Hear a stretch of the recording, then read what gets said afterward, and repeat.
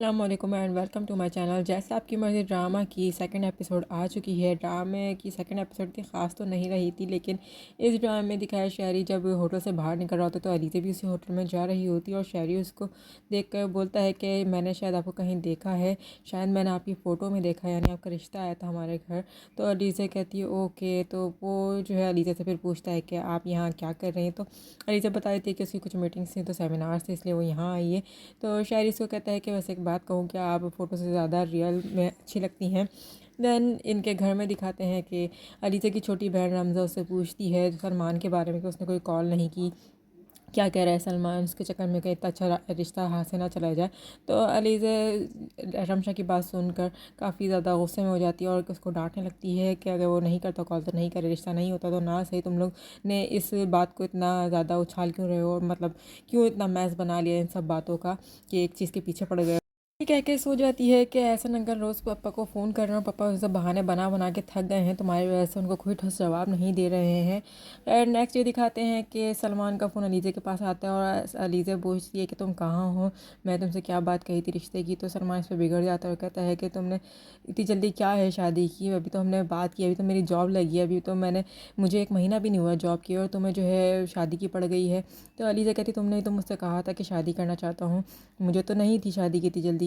लेकिन सलमान कहते हैं हाँ मुझे पता है, मैंने कहा था, लेकिन अभी मुझे बहुत सी रिस्पॉन्सिबिलिटीज़ है, तो मैं इतनी जल्दी अपने घर में क्या ज़रूरत थी बात करने की। तो अलीज़ा समझाती है उसको कि तुम कम से कम अपने पेरेंट्स को तो भेज सकते हो या खुद मिलना आ सकते हो। लेकिन सलमान किसी भी सूरत एग्री नहीं होता, उसको बस यही कहता है कि तुम्हें बहुत जल्दी है शादी की। तो अलीज़ा मैं मना नहीं कर रहा हूँ, लेकिन मैं तुम्हें बोल रहा हूँ कि थोड़ा सब्र कर जाओ। तो अलीज़ा कहती है कि मैं तुम्हें मना कर रही हूँ लेकिन क्योंकि तुम जानते हो कि तुमने कमिटमेंट की थी मेरे साथ शादी की, और तुम्हें पता ही नहीं शायद कि कमिटमेंट होती क्या। इस पर अलीज़ा फ़ोन बंद कर देती है।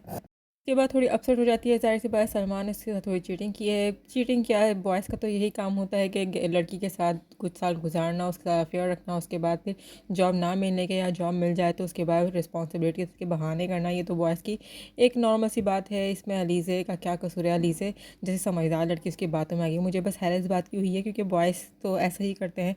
खैर अलीज़े की अपसेट तो हो जाती है, बट उसकी मम्मा उससे बात करती हैं, शायरी के रिश्ते के बारे में ही से बात कर रही होती हैं। इवन ये कि ये सलमान के रिश्ते को भी मना नहीं कर रही होती हैं, बस ये कहती हैं कि तुम लोग बोझ नहीं ज़िम्मेदारी हो।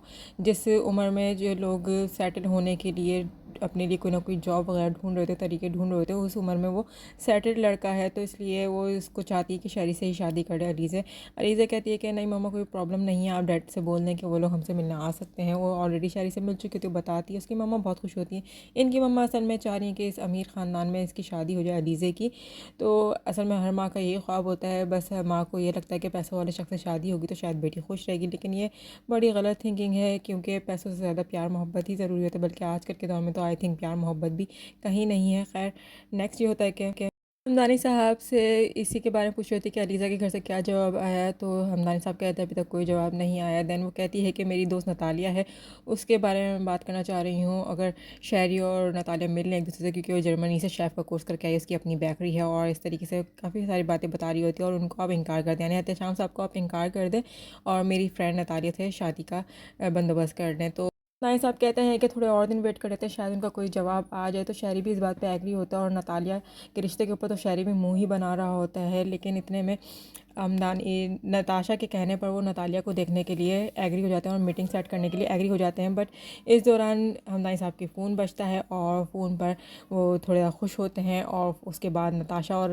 शायरी को बताते हैं कि एहतशाम साहब का फ़ोन आया, उन्होंने हमें घर पर इनवाइट किया है, उनकी बेटी अलीज़ा ने हाँ कर दिया और तो हमें उधर जाना है, उधर जाकर उनसे कुछ बातें बातें करेंगे। तो इस पर नताशा इस पर भी खुश नहीं होती और कहती है कि इतने अरसे के बाद उनको ख्याल आया, आप उनको मना कर दें और मेरी दोस्त जो है नतालिया उसी को जाकर देखे। तो हमदानी साहब कहते हैं नहीं मुझे वहीं जाकर देखना है, और शायरी भी इसी बात पे एग्री होता है कि हम अलीज़ा के घर ही जाएंगे। लेकिन नताशा की नहीं बन रही होती, और नताशा कहती है कि जब आपको कोई अपने वर्कर भी रखना होता है अपनी कंपनी में, तो आप उसका जो है रेफरेंस चेक करते हैं, बड़ी छानबीन करने के बाद रखते हैं, और आप ये तो सारी ज़िंदगी का सवाल है, शादी का सवाल है, और आप ऐसे ही जा रहे हैं ऊँट के, हम तो उनको जानते भी नहीं हैं। यानी नताशा की बड़ी हटी हुई है अलीज़ा उसके घर वालों से, तो वो नहीं चाहती कि वहाँ शादी हो, जबकि वो यही चाहती है कि उसकी किसी अच्छी दोस्त, यानी कि जैसे नतालिया है, कोई भी दोस्त से शादी हो जाए शहरी की। अब और हमदानी साहब तो अलीज़े के ही गुन गा रहे होते हैं, जिस पर शहरी साहब नताशा से कहते हैं कि तुम्हारी एक दोस्त के यहाँ गए थे ना हम कुछ दिन पहले, और क्या हुआ था कि वो तो घर से बाहर ही निकली थी। तो उस पर नताशा कहती है कि मुझे नहीं पता था कि वो किसी और को पसंद करती है, और अच्छा हुआ ना कि वो किसी और को पसंद करती है और हमें पता चल गया।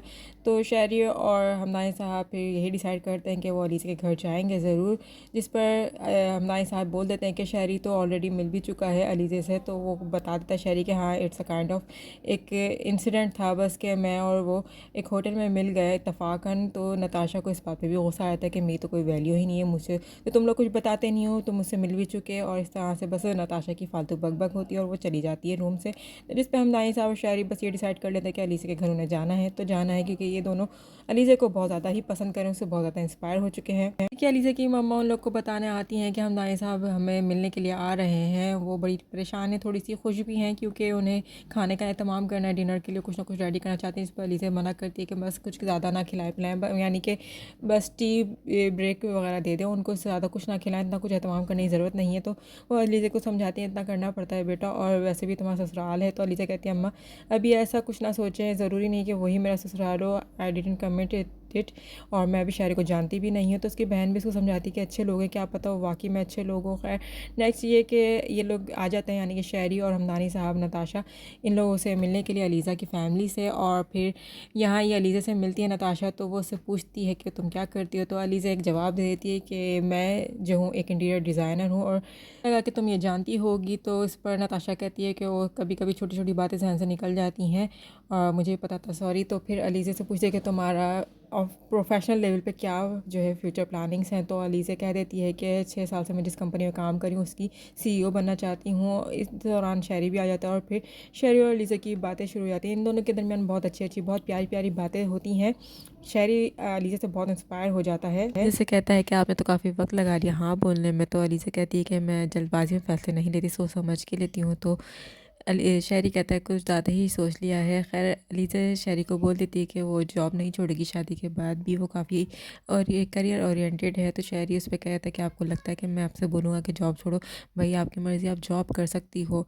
शायरी इस पर फिर कहता है कि आपका वाइफ हस्बैंड रिलेशनशिप के बारे में क्या ख्याल है। जैसे कहती है मेरी अम्मी कहती हैं कि वाइफ हस्बैंड गाड़ी के दो पहियों की तरह दोनों को साथ मिलकर चलना चाहिए, लेकिन मैंने नोटिस किया है कि इनमें से एक पहिया कहीं बेबस हो जाता है और मुरझा सा जाता है, जबकि ऐसा नहीं होना चाहिए। यानी कि औरत जो है वो कहीं ना कहीं कुर्बानियाँ देकर अजीब हो जाती है। तो मुझे ऐसा अच्छा नहीं लगता, क्योंकि औरत को भी आगे बढ़ना चाहिए और उसको अपना करियर सेट करना चाहिए। कहते वैसे अंकल ऐसा लगता ही नहीं है, क्योंकि अलीज़ा को लगता है कि वाइफ को जो है वो जैसे मजबूरी में सब कुछ बर्दाश्त करते हुए रिश्ते को लेके चलना पड़ता है। तो अलीज़ा कहती है कि नहीं, मेरे बाबा ऐसे नहीं है, वो बहुत अच्छे बैलेंस्ड लाइफ वाले इंसान हैं। तो शायरी की नज़र फिर पड़ती है एक पिंजरे पर, जिस पे वो कहता है कि गार्डन अच्छा है, इस पे पिंजरे में कोई परिंदा नहीं है। तो अलीज़ा कहती है नहीं, इसमें बस हम दाना पानी बांध डाल के रखते हैं, जिसको घोंसला बनाना है बना ले, और फिर यहाँ से खाना खाए चले जाए। यानी कि हम अगर किसी को कुछ खाने पीने को दे रहे हैं तो उसको पाबंद नहीं करना चाहिए कि वो वहीं रहे, हमारे साथ रहे, कमिटमेंट नहीं होनी चाहिए। तो ये शायरी पूछता है कि अच्छा आइडिया, लेकिन ये आइडिया किसका था। तो अलीज़ा कहती है बचपन से ये ऐसे ही है पिंजरा, हमें नहीं पता ये आइडिया किसका था। फिर अलीज़ा से बहुत इंस्पायर होता है, और इतने में वो उससे पूछता है कि आपके क्या ड्रीम्स है। तो अलीज़ा कहती है dreams are private to share. तो शायरी कहता है कि मुझसे भी शेयर नहीं करोगी। तो अलीज़ा कहती है कि आप कौन। खैर इसके बाद डिनर लग जाता है और ये लोग डिनर कर रहे होते हैं, जिस पे प्रोफेसर साहब कहते हैं कि स्टूडेंट्स जो हैं आजकल के डिफरेंट हैं, और स्टूडेंट की परवरिश तो 18 साल पहले हो जाती है उनकी शादी से। तो शायरी फिर कहता है कि आजकल की जनरेशन बिल्कुल भी अच्छी नहीं है, बहुत बदतमीज़ हो गई, अपने आप में जीने वाली है। यानी कि शायरी ये बात बिल्कुल ठीक कहता है। फिर हम नाई साहब अलीज़ा से बात कर रहे होते हैं, तो अलीज़ा से पूछते हैं कि उसके स्कॉलरशिप्स कैसे नहीं। तो अलीज़ा कहती है कुछ ख़ास नहीं, बस टाइम पे पढ़ती थी तो इस तरह से स्कॉलरशिप्स मिल गए, और जर्मनी से भी इसको स्कॉलरशिप की ऑफ़र आई हुई है। खैर नताशा तो अलीज़ा से बिल्कुल इंस्पायर नहीं होती, लेकिन हमदानी साहब और शायरी बहुत इंस्पायर होते हैं, बहुत खुश होते हैं अलीज़ा से। ये कि अलीज़ा अपने पेरेंट्स के पास जाती है, अपनी अम्मी के पाँव में कुछ मरहम लगा रही होती है। तो उसकी मम्मा बोलती हैं कि उसको कैसे लगे वो लोग। तो वो कह देखती है कि नताशा उसको इतनी ख़ास पसंद नहीं आई है, कुछ अजीब एटीट्यूड है नताशा का। तो उनकी अम्मी तो खैर अभी से शादी के ख्वाब देख रही होती हैं। एहतशाम साहब कह देते हैं कि ना हम उनके पाबंद हैं, ना वो हमारे पाबंद हैं। अलीज़े को कहते हैं कि तुम्हारा फ़ैसला है, टेक योर टाइम, अगर तुम्हें पसंद हो तो हम शादी करेंगे, अदरवाइज़ नहीं। यानी अलीज़े के ऊपर ही सारा छोड़ देते हैं फ़ैसला। इनकी अम्मी तो बस ये चाहती है कि आया जी बस शादी हो जाए, लेकिन फिर अलीज़े के ऊपर ही फ़ैसला छोड़ा हुआ होता है कि वो किस तरह से उसको देख रही है, शायरी को उसको पसंद कर रही है या नहीं कर रही है। नेक्स्ट ये कि हमदानी साहब के घर में भी नताशा को अलीज़ा बिल्कुल पसंद नहीं आती है। वो ये कह रही होती है कि अलीज़ा में बहुत एटीट्यूड है, जिस पे हमदानी साहब कहते हैं कि नहीं, इसमें एटीट्यूड नहीं है, वो कितनी सेल्फ मेड लड़की है, देखो स्कॉलरशिप ले रही है, कितना खुश होती है उससे। नताशा कह देती है कि नहीं अलीज़ा मुझे कॉम्प्लेक्स लगी है। तो शहरी हमदानी साहब की बातों से इंस्पायर होता है और कहता है कि तुम्हें कहाँ से कॉम्प्लेक्स लगी, इतनी अच्छी तो लड़की है, कितनी सेल्फ मेड है। ताशा को अलीज़ा बिल्कुल भी पसंद नहीं आती है, लेकिन शहरी बोल देता है कि वो उससे एक बार मिलना चाह रहा है, यानी अलीज़ा से चाहता है कि वो मिले और थोड़ी बहुत बातचीत करे, उसको जाने पहचाने। तो इसके बाद ये दिखाया गया है कि रमज़ा जो है अलीज़ा को अपने वही बेकार सी बातें बता रही होती है कि उसने अपनी शादी का ख्वाब देखा नहीं। रमज़ा को बस अपनी शादी की पड़ी हुई है। अलीज़ा उसको यूनिवर्सिटी लेके जाती है कि तुम मास्टर्स में एडमिशन लो, और वहाँ रमज़ा को उसका एक पुराना दोस्त मिल जाता है। आई थिंक कोई स्टूडेंट लाइफ में इसका फ्रेंड होगा। वैसे तो ये लड़का काफ़ी पढ़ा लिखा और वेल मैनर्ड लग रहा था कि शायद ये भी अलीज़ा की तरह काफ़ी अच्छे से पढ़ा लिखा था। तो यहाँ बस इनकी थोड़ी बहुत ही बातचीत होती है और ये बता देती है रमज़ा कि वो मास्टर्स में एडमिशन ले रही है। दैन अलीज़ा जब देखती है कि ये रमज़ा किसी की अपने फ्रेंड से बातचीत हो रही है, तो वो उसको कहती है कि चलो, और वो कहती है कि ये वही लड़का है जो बचपन से तुम्हारे पीछे पड़ा रहता था, बड़ा ही अजीब लगता है कि इसे मुड़ मुड़ के देखता है, इससे दूर ही रहना, ये ऐसा ही लगता है मुझे। हाँ, ये दोनों जब घर पहुंचती हैं तो अलीज़ा बताती है कि आज तो एडमिशन नहीं हुआ, लेकिन कल पक्का हो जाएगा। दैन इनकी मम्मा कुछ टेंशन में नज़र आती हैं, तो अलीज़ा पूछते हैं आप टेंशन में क्यों हैं। इनकी मम्मा कह देती हैं कि वो इस वजह से टेंशन में हमदानी साहब का कोई फ़ोन नहीं आया कि उन्हें तुम पसंद आई या नहीं आए। तो जिस पर अलीज़ा कहती है कि मैं आपके लिए बोझ हूँ, मुझे सहारे की ज़रूरत नहीं है, बैसाखी बनना नहीं चाहती मैं किसी की, मैं अपने साथ अपने कॉन्फिडेंस के साथ ही जीना चाहती हूँ। मुझे ऐसा अजीब सा लगता है कि आपके अंदर भी अभी भी वही सोच है कि एक लड़की को शादी करके शो पीस की तरह रख दो, और मैं नहीं चाहती कि आप मेरे लिए परेशान हो, फ़िक्र करें, और आपकी बेटी बहुत स्ट्रॉन्ग है। इस तरह से मतलब उनको कॉन्फिडेंस देती है कि अगर शायरी से शादी का फ़ैसला हुआ तो वो मेरा अपना ही होगा। मैं शायरी से भी मिलना चाहती हूँ, उससे बातचीत करना चाहती हूँ, उसको समझना चाहती हूँ।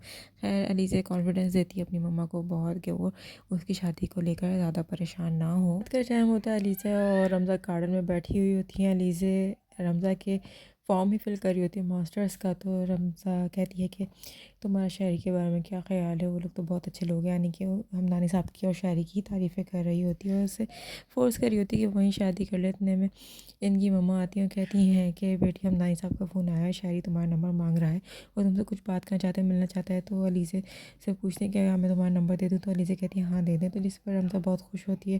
खैर ये अपने बस मास्टर्स के सिलसिले में ही बातें हो रही होती हैं और शायरी का फ़ोन नंबर शेयर करने की बात होती है। नंबर शेयर होने के बाद शायरी का फ़ोन आता है अलीज़ा के पास और शायरी बोलता है कि मेरे डैड को आप पसंद आई हो, तो मैं चाहता हूँ कि एक मौका दूँ। तो अलीज़ा कहती है कि आप प्रेशर में आकर ये शादी कर रहे हैं, फ़ैसला कर रहे हैं। तो शायरी कहते नहीं ऐसी बात नहीं है। तो उसके बारे में वो कहता है आपने क्या सोचा है इसके बारे में। तो कहती है कि मुझे एक्चुअली टाइम नहीं मिला, बहुत मसरूफ़ थी मैं। तो शायरी कहता है तो फिर हमारे घर आके आपको प्रॉब्लम हो जाएगी, क्योंकि यहाँ तो कोई काम नहीं होता। तो अलीज़ा कह देती है कि आपको किसने कहा कि मैं आपके घर आ रही हूँ। शायरी उस पे कहता है कि लहजे दोगा दे सकते हैं चेहरे नहीं। अलीज़ा को लंच के लिए इनवाइट करता है। जब लंच के लिए अलीज़ा पहुँचती है तो ऑन टाइम पहुँचती है, और शायरी जो है वो बहुत सरप्राइज़ होता है और खुश भी होता है कि आप ऑन टाइम आई हैं। तो अलीज़ा कहती है मुझे अच्छा नहीं लगता कि किसी को इंतज़ार कर रहा हूँ, और इसके बाद इन लोग की लंच की तैयारी शुरू हो जाती है।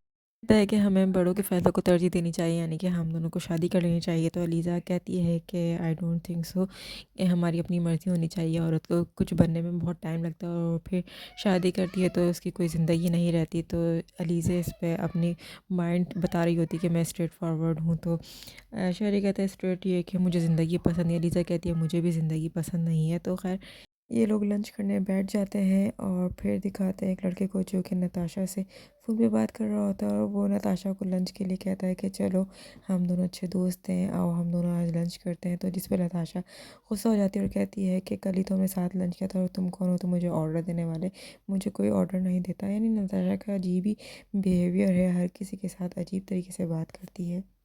ये थिंकिंग बस इतनी है कि एक औरत मेहनत से अगर कुछ बनती है और उसकी अगर शादी हो जाती है तो उसकी ज़िंदगी को क्यों स्पॉइल कर दिया जाता है, यानी कि वो अपना सब कुछ क्यों भूल जाती है शादी के बाद। तो शहरी उसको यकीन दिलाता है कि ऐसा कुछ नहीं होना है, तुम जो हो वैसे ही रहोगी शादी के बाद भी। खैर इसके पहले लोग लंच कर रहे होते हैं तो एक वेटर आता है और वो शहरी उसको साइड में ले जाता है और साइड में ले जाके उससे कुछ बात करता है, उसको कुछ पैसे देता है और कह देता है कि मैं तुम्हारे बैंक में भी ट्रांसफ़र कर दूँगा। बाद में ये बच्चा जो है, यानी ये जो वेटर है, ये अलीज़ा को बोलता है कि शहरी साहब बहुत अच्छे हैं। और अलीज़ा जब शहरी आता है तो शहरी को बोलती है कि वो वेटर तुम्हारी बहुत तारीफ़ कर रहा था। फिर अलीज़ा जाने को कहती है और अपना पर्स भूल जाती है। शहरी की नज़र उसके पर्स पे पड़ती है तो वो सोचता है कि वो उसका पर्स उसको ऑफ़िस पहुँचा दे, क्योंकि अलीज़ा को वो ऑफ़र करता है कि तुम मेरे साथ चलो, मैं तुम्हें सी ऑफ कर दूँगा, ड्रॉप कर दूँगा तुम्हारा ऑफ़िस। तो अलीज़ा मना कर देती है। ये अलीज़ा बोलती है कि वो बिल पे कर देगी तो शहरी कहता है नहीं, मैं बिल पे करूँगा, नेक्स्ट टाइम आप कर देना, नेक्स्ट टाइम भी तो हमें मिलना है। खैर ड्रामे की स्टोरी है, इस वक्त तो काफ़ी बोरिंग लग रही है, लेकिन होप्स हो कि नेक्स्ट एपिसोड अच्छी होगी, क्योंकि नेक्स्ट एपिसोड में इनकी शायद इंगेजमेंट हो जाएगी और नताशा साहिबा जो तमाशे करेंगी। अगर आपको मोर ड्रामास के रिव्यूज़ जानने तो हमारे चैनल को ज़रूर सब्सक्राइब कर दीजिएगा। इसी के साथ ही